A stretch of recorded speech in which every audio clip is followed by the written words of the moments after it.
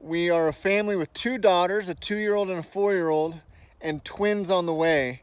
And we live in a 680 square foot house out here in Alaska.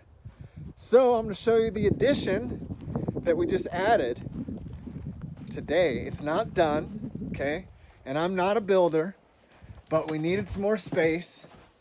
So let me take you inside. Pardon the mess. It's a loft cabin.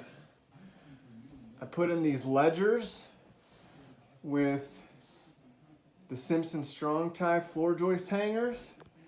Got these floor joists, 15 feet.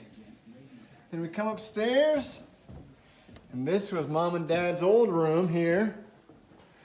Kind of tight, huh? Especially when we're thinking about adding the twins. And now, vroom.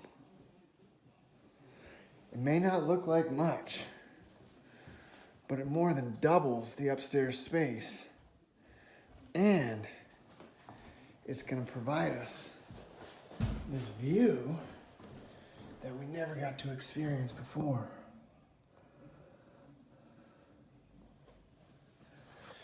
If you need more room and you live in a cabin with a loft, do the same thing.